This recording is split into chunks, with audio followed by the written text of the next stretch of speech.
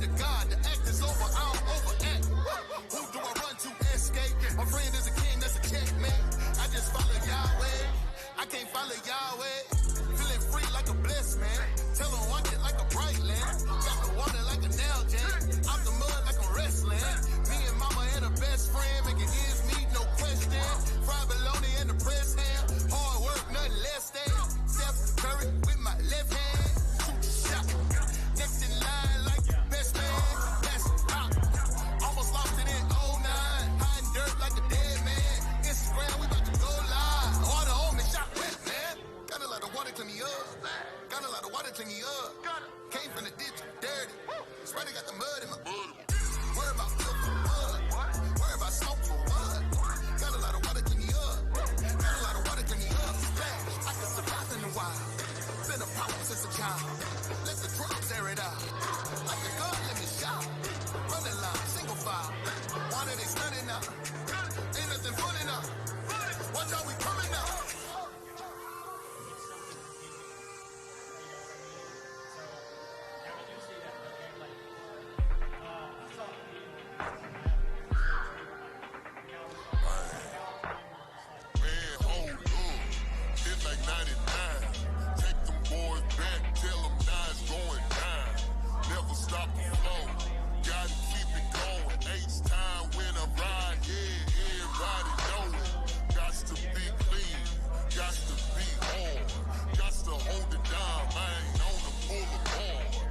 All right, so just a few minutes.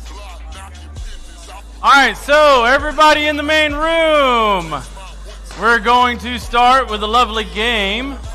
Hey, can you turn the music down?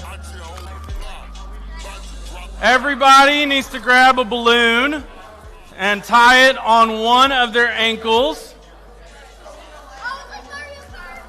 Everybody grab a balloon. Adults, I would love for y'all to be involved if you would like to. This is not physically demanding. All right, stop right there. Wait. Everybody grab a balloon. Oh, no, it didn't have a string on it. What's up with that? Hey, you can use that blue one right there. Huh? Here we go. Anybody else? Oh! Hey, you know what? I think Mr. Kurt and Miss Deb will win. You want a balloon? Okay. Everybody grab a balloon. If you don't have a balloon yet, come on, Malia, get in here, lady. Everybody grab a balloon. Hey, you want to play too, Scott? Yeah, man, this will be great. It's not physically demanding. All right, so everybody needs a balloon. Come here, Nanda. You get to go make this very hard for your son. Y'all want a balloon? Oh, come on. All right, so everybody should have a balloon tied to a foot, and it should be secure. So it's entirely up to you. Short, long, does not matter. Does not matter. All right, I need 2 volunteers. Oh! All right, so we're going to do a guy and a girl. Yeah, so I need you to come down here before you do that. All right? So, I can't get that untied, but get that untied. Don't pull it tighter. Hey, Scott, can you hold on to these for me? All right, so, excuse me, young ladies in the back. Come on. This has ramifications for tonight. Yeah, blindfold. You two are blindfolded. Oh, thank you.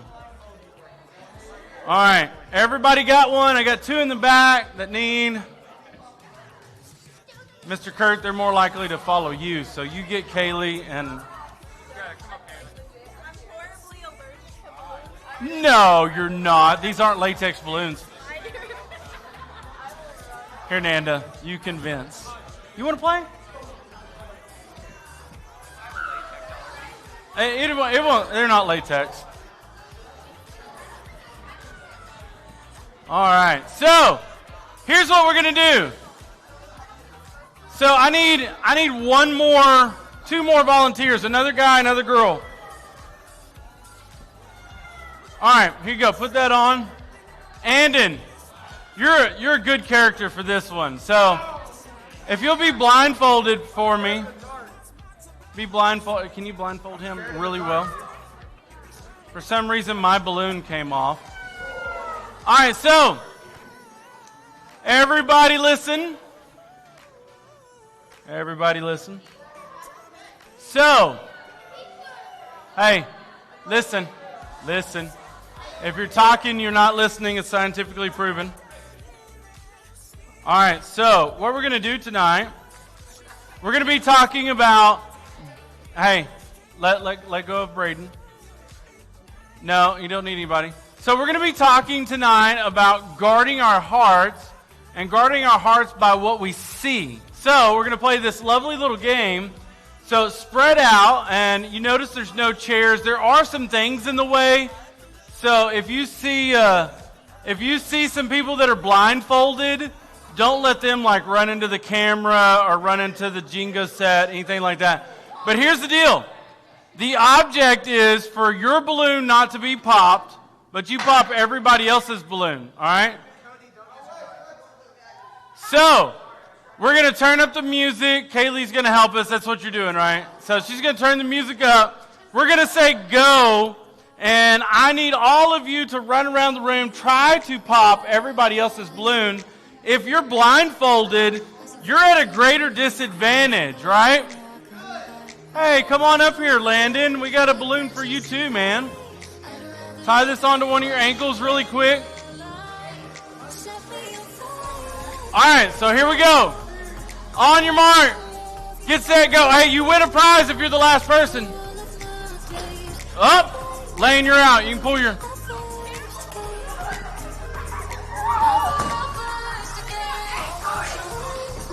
Whoop, whoop, whoop, whoop. All right, if you're blindfolded and yours is gone,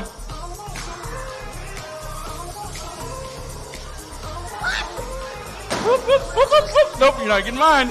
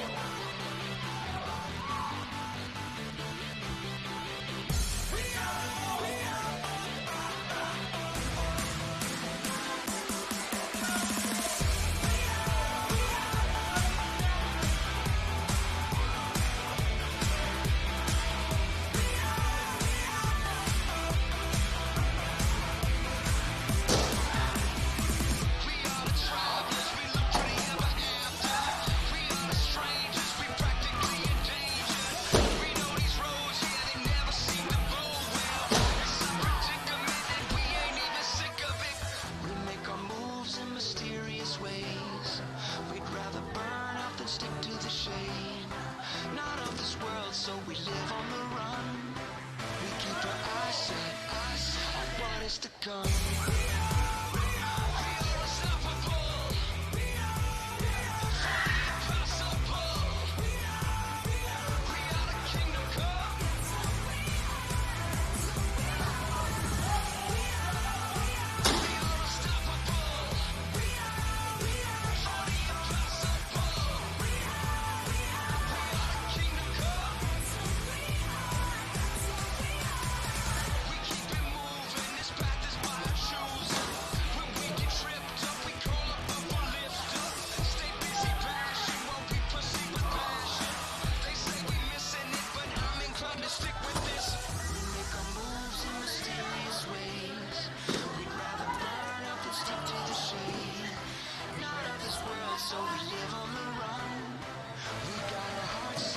All right, inside the poles, up at the front. We got a few people left. You can use your hands. You can use your hands. You got to be inside the poles. Now you got to keep your foot on the ground. You got to keep your foot on the ground now. Inside the poles. All right. Hey, can you kind of squish them in here a little bit? All right. You got to be in between Mr. Keith and I and the poles. There we go. Go stand right there for me. All right, here we go. Oh, she got away with it. You got to be inside the. You got to put your foot down. And you can use your hands. Yeah, be careful. Oh! Hey, you're outside the. Come on, here we go. We gotta get them smaller, I guess. Oh, SK.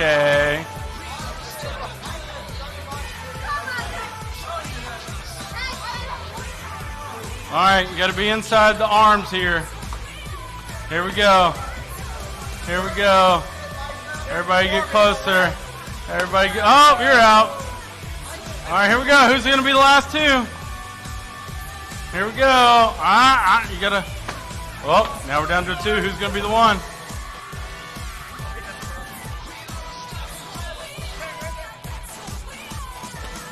Five, 4, 3, 2, 1.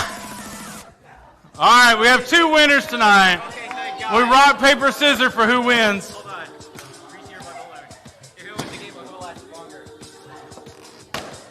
All right. So, grab a spot on the floor. We got a quick video and then we'll begin worship.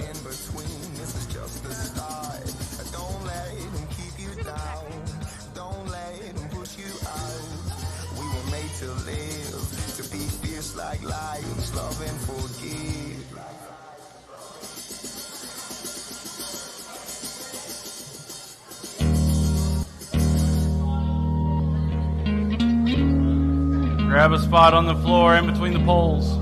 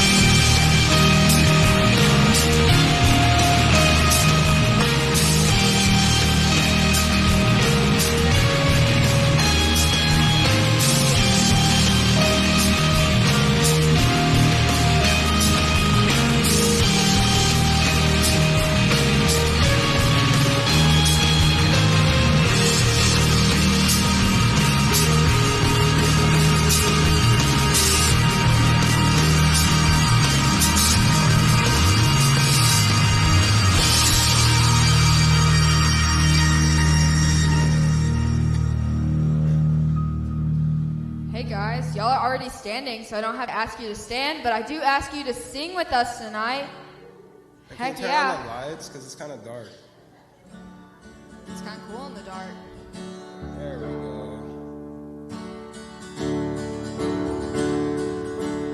I was buried beneath my shame.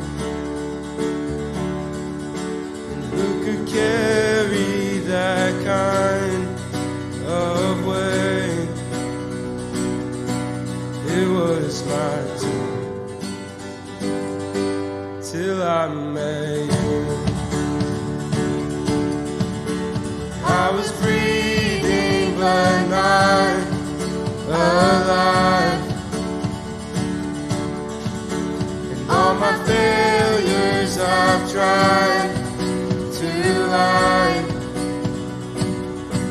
It was my tune till I met you. You called my name, and I ran out of that grave, out of the darkness, into your glorious name. You called my name, and I ran out of that grave, out of the darkness, into your glorious day.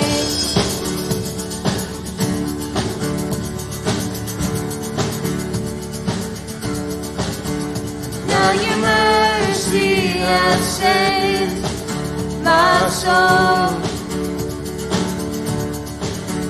Now your freedom is all that I know.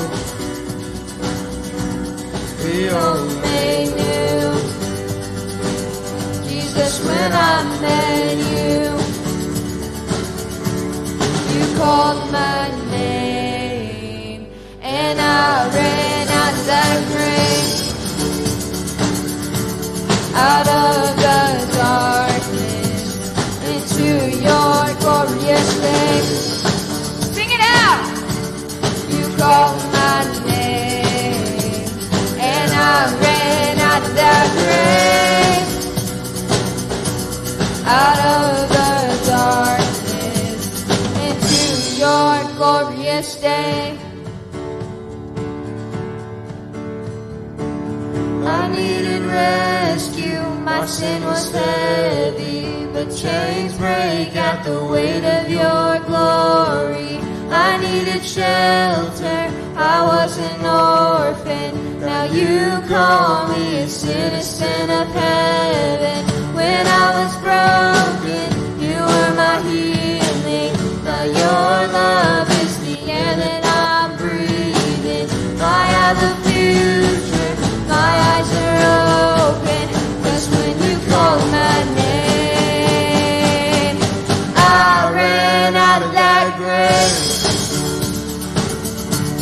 out of the darkness, into your glorious name. You called my name, and I ran out of that grave, out of the darkness, into your glorious day.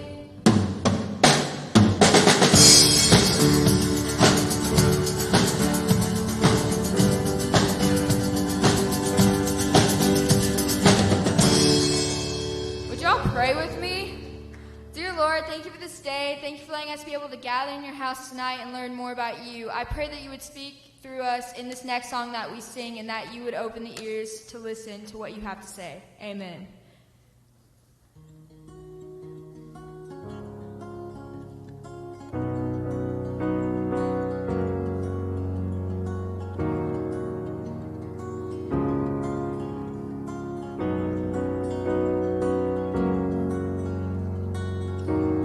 Before I spoke a word, you singing over me. You've been so good.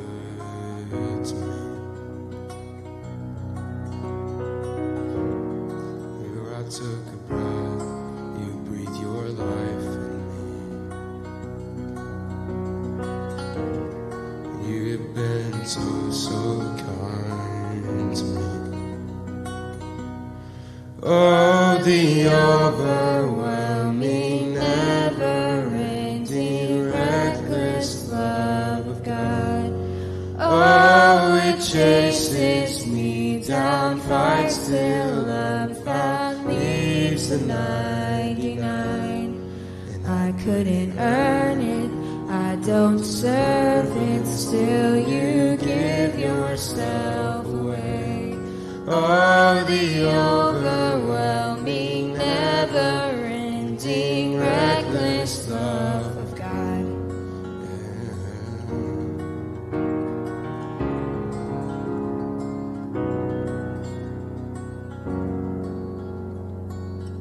There's no shadow you won't light up, mountain you won't climb up, coming after me.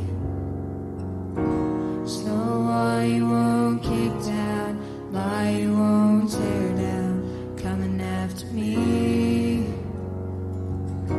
There's no shadow you won't light up, mountain you won't climb up, coming after me.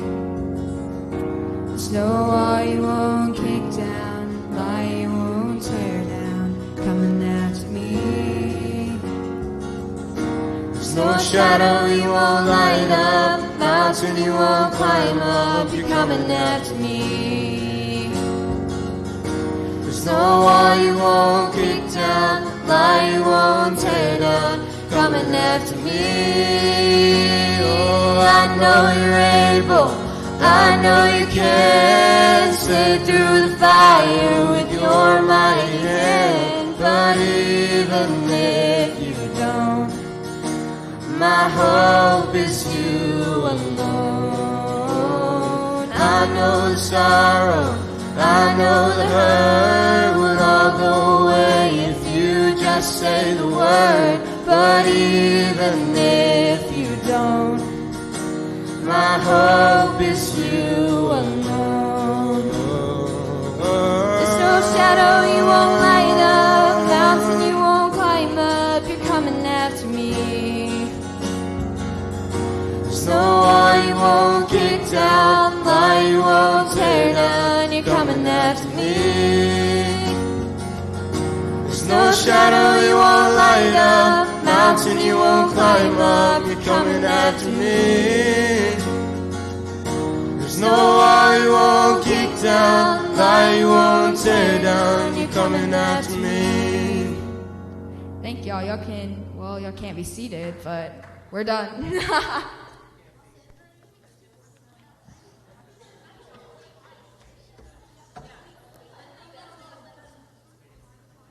All right. So I know there's not chairs tonight, but if you'll grab a seat on the floor. All right. Now listen, before people head out, I know we have some people going to do a few things tonight.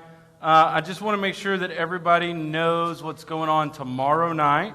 So tomorrow night we are having two different events. We are having a girls' event at the Tomashiks, starting at 6:30. And we're going to be doing Sundays, and they're going to be talking about the Gabriel Project.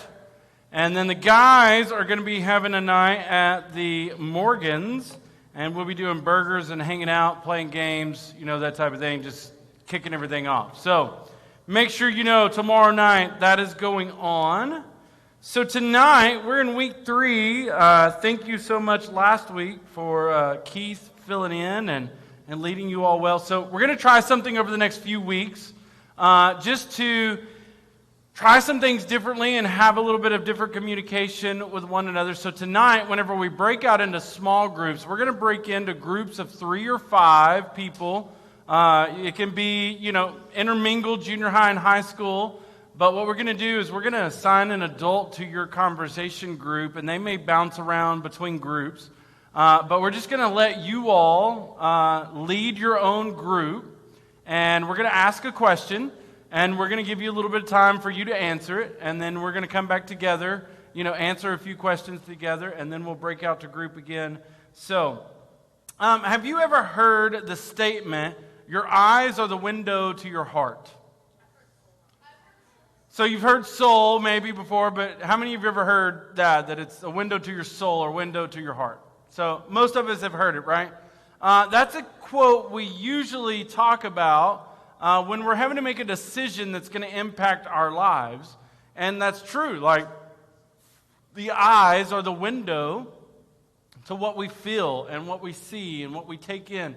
And tonight, as we were doing the balloon stomp game, and I don't know how stuff all ended up all over here.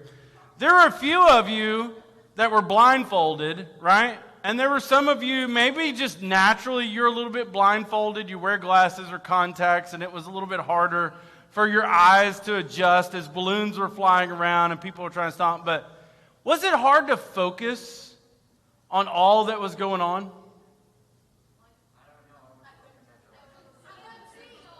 You couldn't see? How many of you that had the blindfolds, it was really hard? So, hopefully, as you went through that game, you were able to have your eyes adjust a little bit, and your head kind of went on a swivel. Hey, listen, stop messing with each other. So, hopefully, as your eyes adjusted, you kind of got used to it. Your head was a little bit more on a swivel. You kind of got used to, trying to figure out what you were seeing and how fast. I got confused whenever I went to go try to pick on Nanda, and she had hers like up around her ankles, and she kept moving it up, and I thought it was my balloon at first, and I was like, trying to figure out, because we had the same color balloon, and it's hard. Sorry, I'm not athletic anymore. But so the Bible essentially refers to our eyes as our lamp or our light of the body. Just like the function of a window, our eyes are allowed to see the darkness or the light through it. And they can also keep darkness out.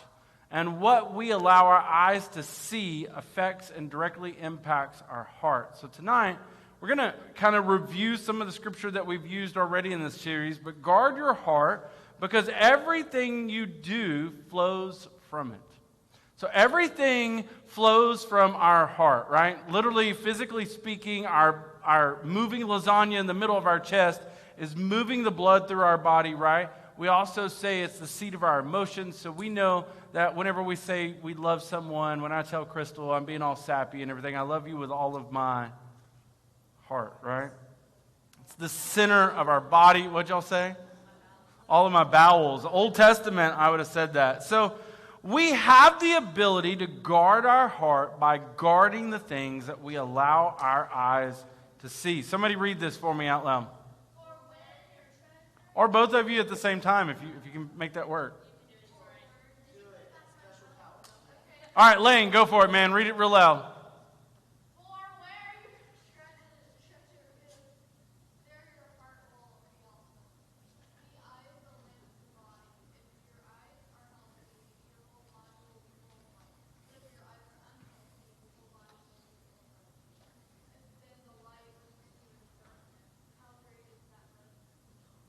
So some translations, instead of using healthy or unhealthy, they use the term single. So for where your treasure is, so your heart will be also. Is that true? The things that you hold as great and valuable, are those treasures? Do they hold a large portion of your heart? Some people, yes, some people don't. I'm not a very sentimental person, okay? I don't like keeping things for very long. But whenever I did my grandfather's funeral, I was given his Bible. And I was also given a little binder with his handwritten notes of what he wanted in his funeral. And I keep that in my office. I use his Bible every once in a while. Every once in a while, whenever I'm looking through Scripture to be ready to teach something, sometimes I'll go and see if he had a note written about that. And normally, pictures, we print pictures, we write the date and the age and all that, and we keep adding them to the back of the frame until the frame eventually breaks and we have to buy a new one type deal, But I don't like to keep sentimental things. I'm not a very sentimental person. But there's a lot of things that I value and I treasure. And those things hold a special place in my heart. What this verse is trying to tell us is that we need to have a singular vision all right?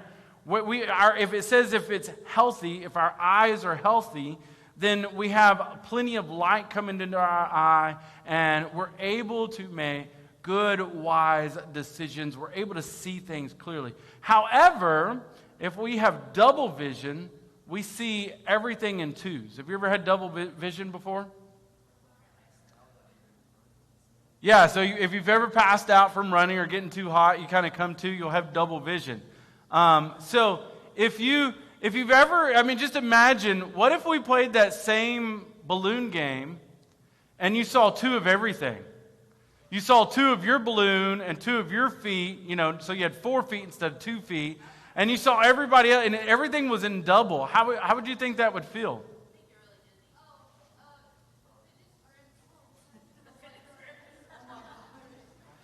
Yeah, if you pass out, you see two of everything. But really and truly, like if our eyes are not healthy, physically speaking, right, we have a hard time moving around. We have a hard time seeing things. I can tell you from somebody that's had 13 eye surgeries on my right eye that I took a foot directly to the right eye playing goalkeeper 1 year and at my junior year in high school. And then my freshman year in college, I guessed right on a power finesse drill, so the power shot was 50 yards away, and the guys that I played with could put it on goal, so I dove and made that save. And then the next one is 3 feet to 5 yards in front of you, and it's supposed to be just a placed ball, really softly kicked. I guessed right, and the guy that was shooting the ball kind of raised up a little bit, rocked my world. I had like 5 eye surgeries in 4 weeks, and my retina sometimes will look like, for a lot of times now, kind of looks like Swiss cheese. There's holes in my retina, and your retina controls the light in and out of your eyes. So if I'm driving every once in a while, and it's dark at night, and there's not a lot of cars out, and a car comes, it looks like somebody took a camera flash and like put it directly over my eye and just, no, it's not supposed to look like that. If you have that same problem, yes, it's still safe to drive. I just kind of do this and go on. But for a little while, after the initial issue that I had, I literally like pushed the soccer ball out of the way, rolled over, looked, I saw both of my hands. I did this again, and this hand was gone. Like I could not see it. I couldn't see anything out of my right eye for several hours. And y'all, my mom made fun of me for the longest time when this happened, because like the doctor would come in and like hand me something, and I would be like, I couldn't get it. My depth perception was thrown off, and I couldn't really see. And I was supposed to go to an event that night, and I was supposed to drive. And like my mom was like, "There's no way you're going to be able to drive. There's no way you're going to be able to go to this. Like, you just."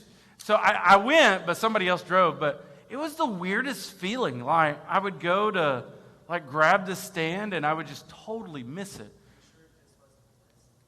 No, they didn't put me on anything, man. It was the only thing they did was put this stuff in my eye, and then like put a black light over my eye to make sure my eyeball wasn't scratched.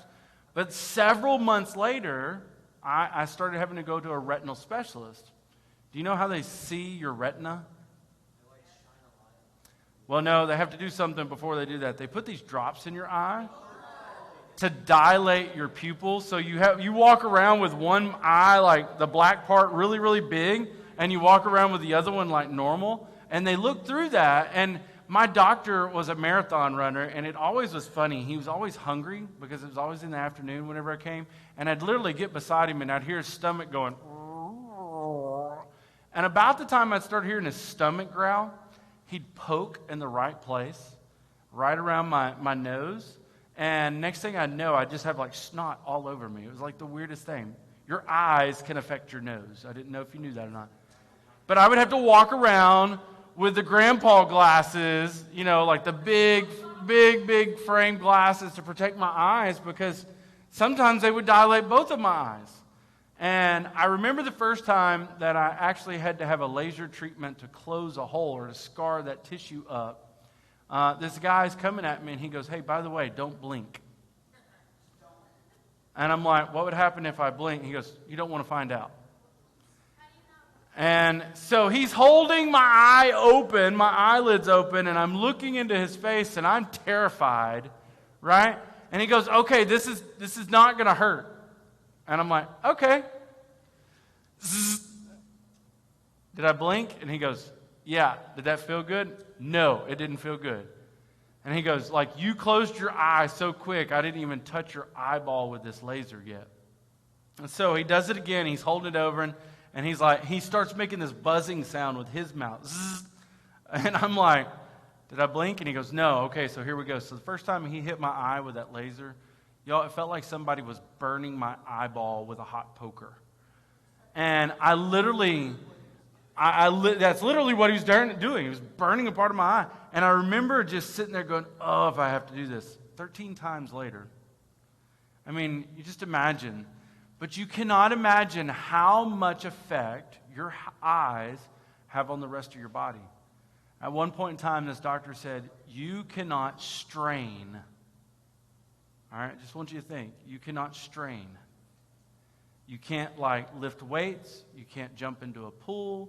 You can't jump into water. You can't, like, you know, if you had to, like, hunker down for something, you can't do anything like that. And I was like, why? And he goes, you will injure your eye more. Because as soon as you hunker down or you strain, guess what happens to your body? It tenses up. And where does it go? Your eyes. So it was kind of weird, and I started buying better shoes then because I had to walk around like a week like this to get a bubble to push my retina back into place. But I want you to think, if your eyes are not healthy, your body's not healthy. You're going to miss objects. Your depth perception is going to be off. I want you to think back to the book of Genesis, and I want you to think about to the story of Adam and Eve, and we're going to talk about their eyes for just a little bit. It was a beautiful place. There were not a lot of rules and regulations, and then God said to them, there's this one tree that you cannot eat of, right? You cannot eat of the tree of the knowledge of good and evil. If you do, you will die. Well, you know the story. You know what happened. But I wonder, some translations of the Bible give a hint that this tree had beautiful fruit.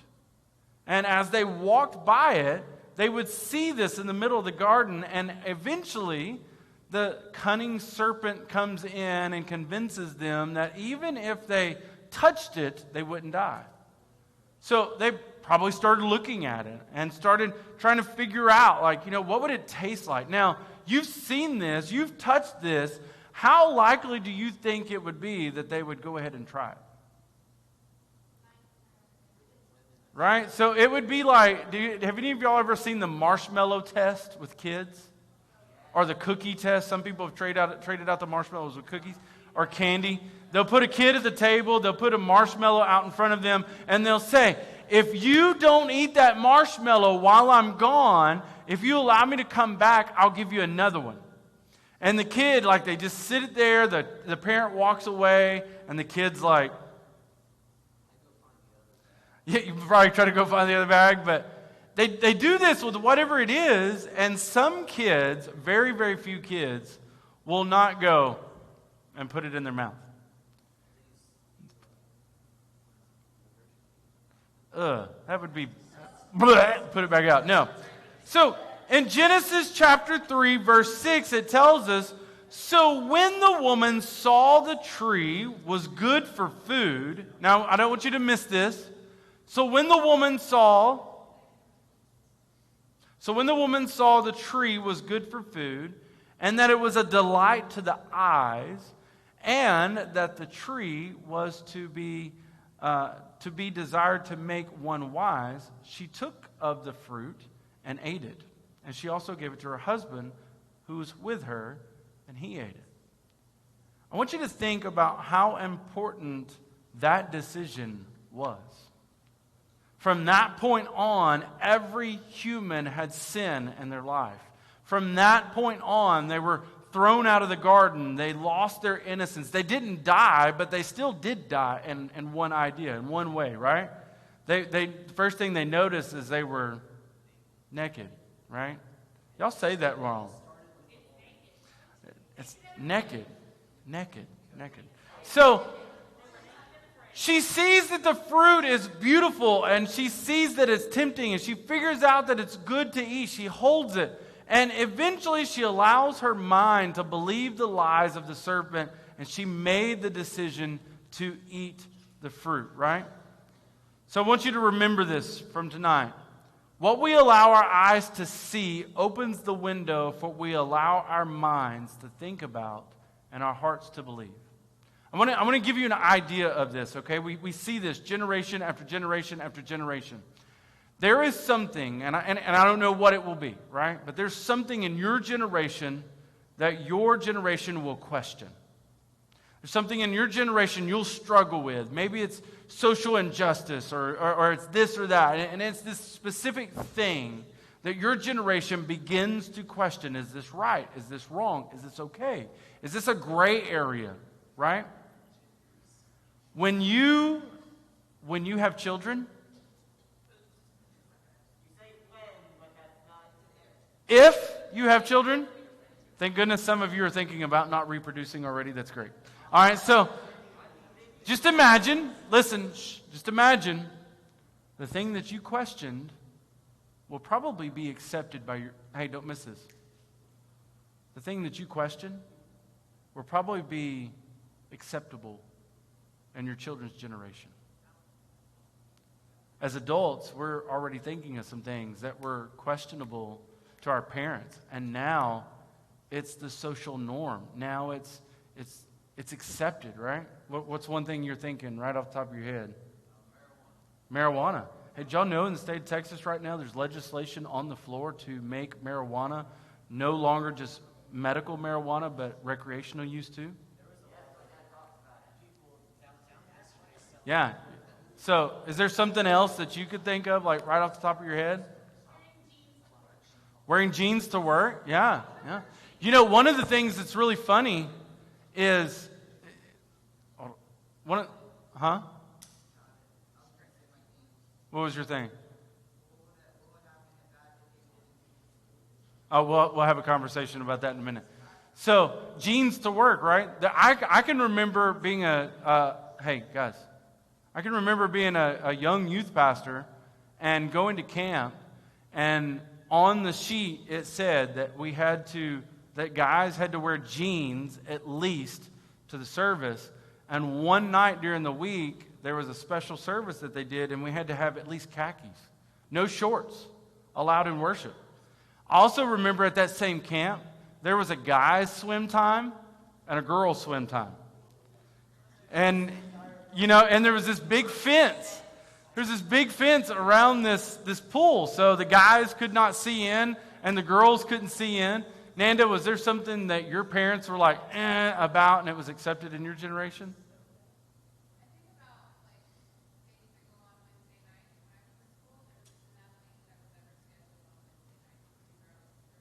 Yeah, I remember that too. Like Wednesday nights was still a sacred night for youth group and family to go to church. And you remember, I don't know if your church was this way, but did y'all have a family meal on Wednesday nights that everybody came to? And like it was a big social event for your whole community probably, right?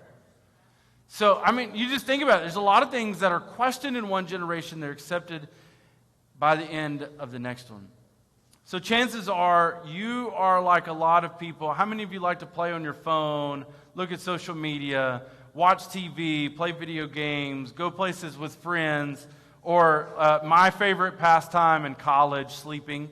And some of you would rather not be trapped inside. You would rather be doing something outside. How many of you are those people? About a 50-50 maybe? Like, I can just tell, Keith is one of those guys. Anytime I call him, what are you doing, man? Oh, well, I was doing da-da-da-da-da.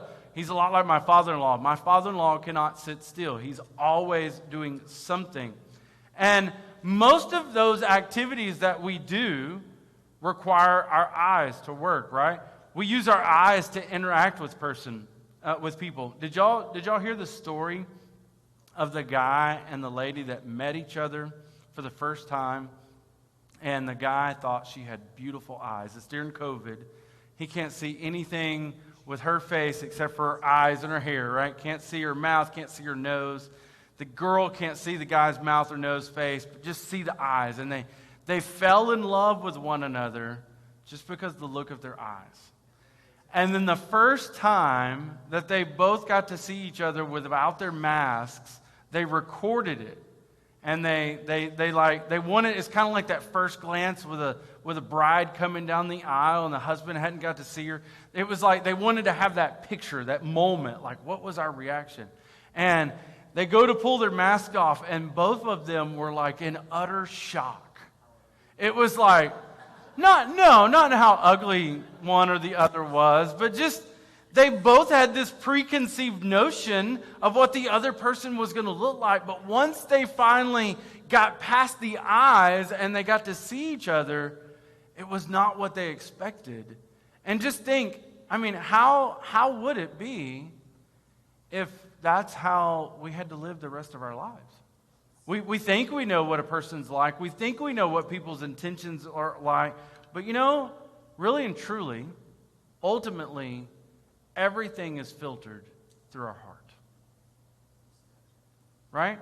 Everything we say is filtered through our heart. Everything we see is filtered through our heart. Everything we think is filtered through our heart. Everything we feel is filtered through our heart, right?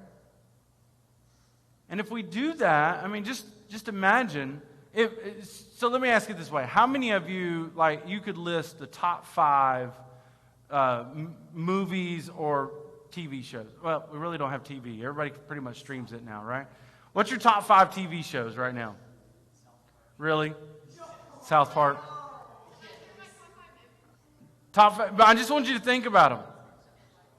All right, just think about your top 5 movies or your top 5 TV shows right now. It's funny. The husband and wife going, yeah, this is mine. Is it? Right? Now, I'm going to ask you some questions about those. I'm going to ask you questions. How wholesome is the content?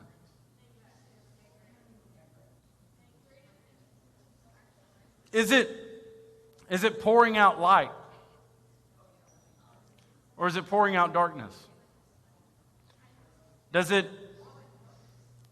have suggested scenes in it or dialogue in it? Last week, while I was gone, listen. Last week while I was gone,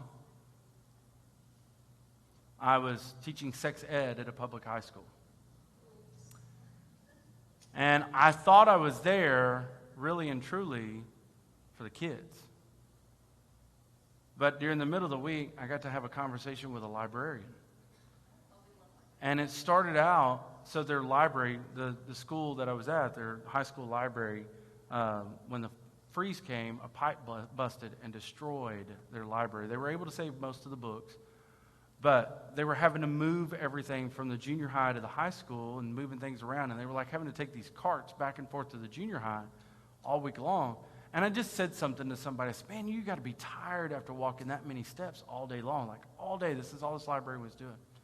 She's like, yeah, but the thing I really look forward to is when I'm done doing this all day long, I get to go home and I get to put my feet up and take my shoes off and I just get to relax and watch my favorite TV show. And I was like, oh, what's your favorite TV show? She goes, oh, I'm streaming. And she told me what it was. And she's like, oh, you're a youth pastor, right? And I was like, yeah. And she's like, what's your favorite TV show or favorite movie? And I'm like, I really don't want to answer that. And she's like, why? And I said, probably most of the movies that I like. I mean, I love war movies, right? Probably my favorite, and I have different categories of things that I like the most. Probably my favorite one right now still is Thin Red Line or Saving Private Ryan. It was probably one of those two. Maybe number 3 would be Black Hawk Down and Tears of the Sun. And then what's this 1917? Is that? Yeah. So I those are my top 5 of that. But there's a lot of other movies, a lot of other things. I used to be when DVDs were a thing. I remember when you used to have to buy the binders and you put the sleeves in there and all that. So at one point in time, I remember Crystal, when we were still dating, she came and she said, hey, you know what? I don't know if it's necessarily good that a youth pastor has every one of the Saw movies. And she's like, I'm really not sure that if you had all of these, and she would go through and like look at my DVDs, and like I didn't think any of them were really that bad. Like, it's a movie. What is it, Keith? What does it matter? I mean, it's just a movie, right? Hey, I want to challenge this just a little bit, because I remember the thousands of dollars that were broken on a Wednesday night after God had convicted me through my girlfriend in college that what I put in through my eyes eventually affects my heart. And I remember going to our youth group on Wednesday night and bringing those binders of DVDs, and our youth group helping me break them. And I still, I look at the previews of something, and we become so distracted and we become so desensitized that sometimes I may hear a curse word and I'm just like, it didn't even bother me. It's just a cuss word. It's just another wordy dirt, right? We're so used to it. But we've become so desensitized that we're not thinking. Right? Crystal's one of those. She hears one of them. She's like, She hears his next one. She gets up and walks away. And I just think, this is just normal talk for some people, right? So if the words that we're saying we listen to go into our ears and affect us, have you ever imagined what your music, how it affects your heart?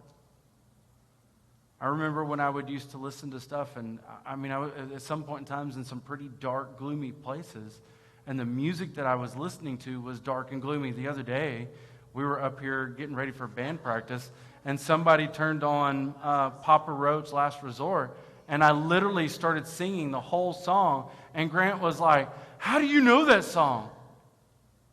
Because there was one point in time in my life that song really made me think about what I wanted to do. And a lot of the songs during that time were dark, and they affected my heart. So what about the things that are going into our eyes? Our culture surrounds us with so much visual context. I just want you to think about this. You're driving through Victoria, and you don't have billboards like normal cities have billboards. Like, most places don't have digital billboards everywhere. And I just want you to think about, you drive in front of the mall, like the mall has 12 of them. And it's constantly changing stuff. You drive by right now, I can't tell you how many school ads I've seen driving around town. But there's so much stuff that we're inundated with. You think about it. Cable companies are going out of business. You know why they're going out of business? Because there's YouTube. There's all these streams that we walk around with our TV in our hand. There's people in our church, older people in our church, that I think the only thing they do with their brand new iPhone is call. And they don't use all the stuff. Like, there's one guy that I'm thinking about in particular, and it came up, and it's not a bad thing, but it was like, he has almost a brand new cell phone. And I think the only thing he does is call. But just think how much our culture inundates us with all this stuff. But how much of that is God-honoring content? How hard is it to find good, clean content? It used to take time, money, and resources to find this stuff. Now it takes time, money, and resources to stay away from it. And really, there was a thing that in my generation, it was very, very sketchy, and now it's mainstream media. And guys, I just want you to realize the things that are going into your heart are affecting you. The things that are coming in through your earbuds, the things that are coming in through your eyes, either A, desensitizing you, or B, they're pulling you. Most of us, have you ever seen, I was going to put SK's picture up that she took this summer of the different mountains that she took. Beautiful things. And I know this sounds really stupid, But when I saw that picture that she had, I'll post it on Instagram or Facebook tonight. But she sent me one of these pictures, and I go back to college thinking about when I took a historical geology class. And I was just sitting there thinking, like, look at all the different layers that God had piled up over the years. And look how he allowed a river to come through and cut those out. You know, you see a beautiful sunset, it affects you. You hear a song that leads you to the throne of God, it affects you, right? Same thing with the content that's pouring in darkness. And if we go to darkness over and over and over, what do you think it does to our hearts? Luke 11:33 says this, "No one lights a lamp and puts it in a place where it is hidden or under a bowl. Instead, they put it on its stand so that everyone can see the light." I was going to have a lava lamp up here tonight and turn off all the lights. It'd be really stupid if you, I mean, some of your houses have this. It was a fad for a little while where you go in and there's a switch, but it doesn't turn on a light in the room. Maybe when you go to a hotel, you see this, it turns on the lamp. But it'd be really stupid to turn the lamp off, right? And then keep flicking the light. What happens when the light goes out in your house, the electricity? How many of you go and are like, "Pick, pick, pick, pick, pick." You go to the next one. I mean, during the freeze, we were all doing this, right?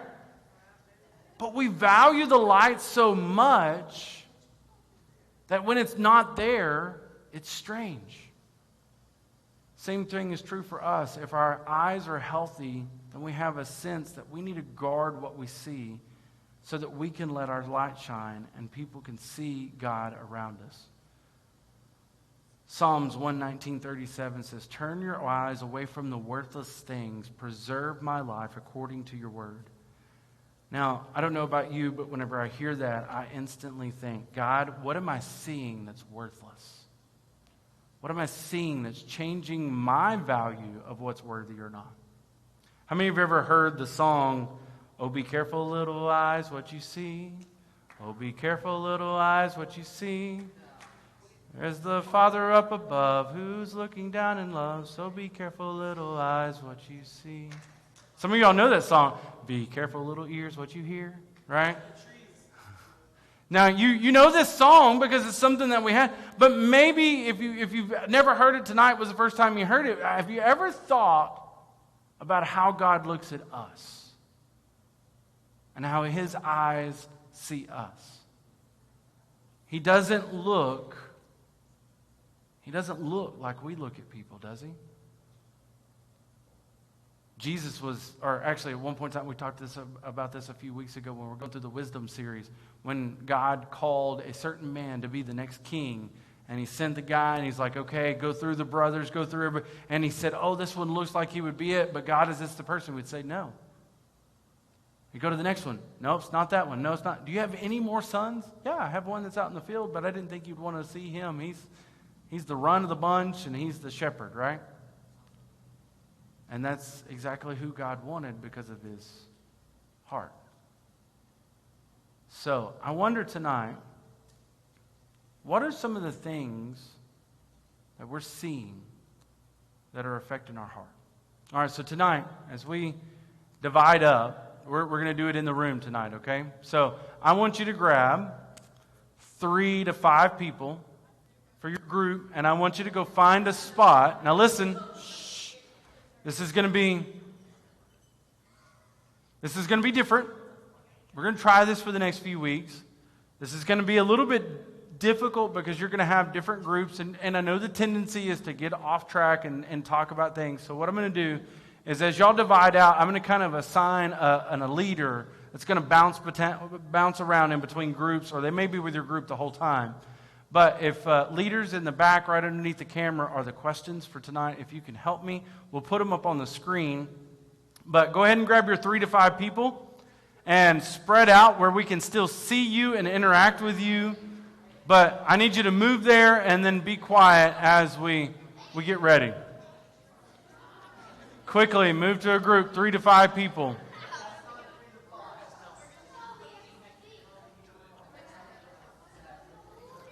All right, so I have a group back here. Nanda, will you take the group that's over there in the corner since it's mostly ladies? Hey, Keith, you got a group? All right, there's your group. You stay with that group. Can you take the guys that are over there for me? Can you take the girls that are right there? And Keith, hey, go over there with your group. Oh, no, you don't have to get paper. We'll ask you.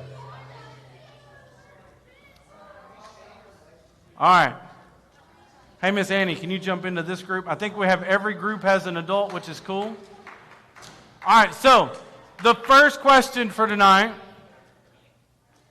first question I want you to discuss, are what are some of the areas that you struggle with when it comes to seeing good things? All right, we want to know details. We want to kind of dig through. So where are some areas that you struggle when it comes to seeing good things?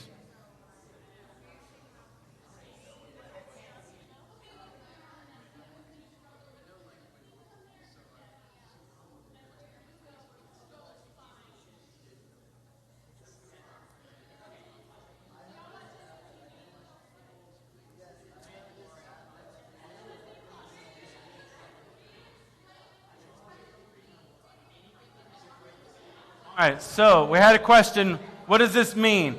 Are there some places that you go every day, or you're just, what do you use? Like, what things are you using that you see things with? Social media, different platforms of TV, driving down the road, anything. Is there places that you see, areas that you see that you struggle with seeing good things, wholesome things, godly things?